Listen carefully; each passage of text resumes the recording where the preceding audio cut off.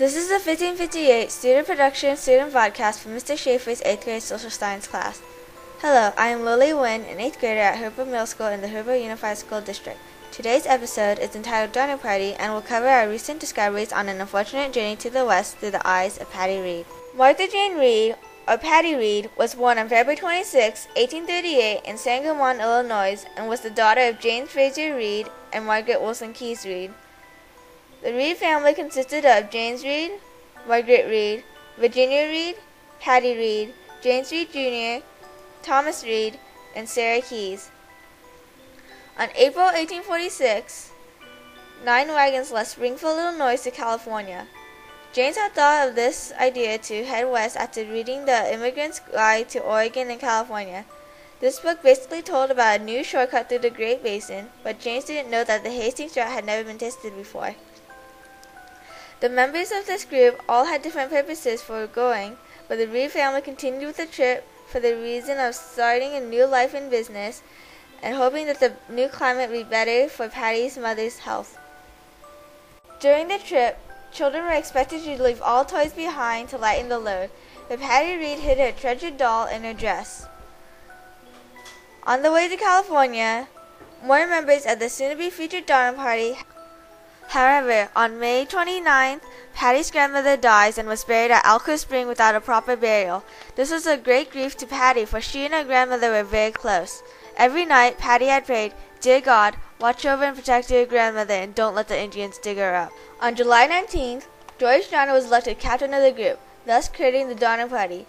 8 days later, the Donner Party reached Fort Bridger, where they were supposed to meet up with the Hastings family, but they had already left.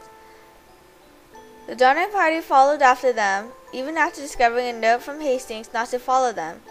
They eventually found him and voted to take his supposed shortcut, which they wouldn't know until later on that was going to get them lost and snowbound.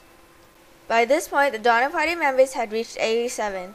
Around September was when the group had realized that they were getting low on food when they reached near Pilot Peak and sent 2 men to Cedars Fort to get more supplies.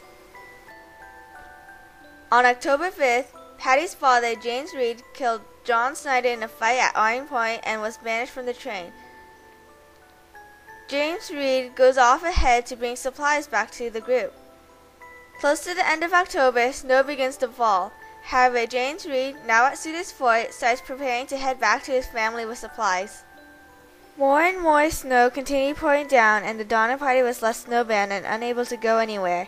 Their food was diminishing, for most of the animals were lost underneath the snow, and rescue for them was put off since the Mexican War took away many able-bodied men. With nothing left to eat, the survivors of the Donner Party regretfully resorted to cannibalism.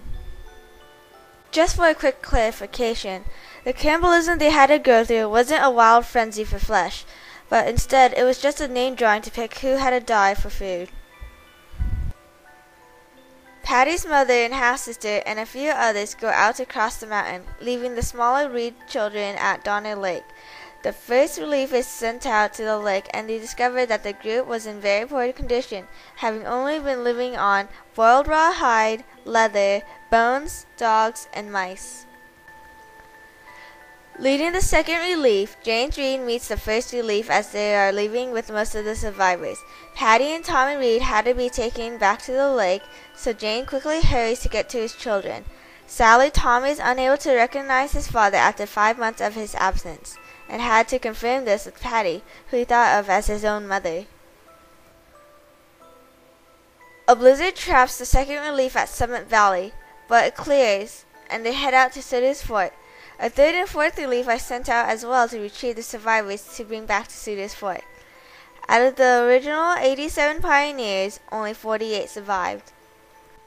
Patty Reed was among those who survived, as well as the rest of the Reed family members. She had preserved many family documents and artifacts, which were later donated to Cedars Fort by her descendants in 1946. On December 25, 1856, Patty married Frank Lewis. After his death in 1876, Patty ran a boarding house in Santa Cruz and then in Capitola to support her many children that were left behind. On July 4, 1923, Patty Reed had died and was then buried at San Jose's Oak Hill Cemetery along with her parents. A special thanks to those who made this episode possible.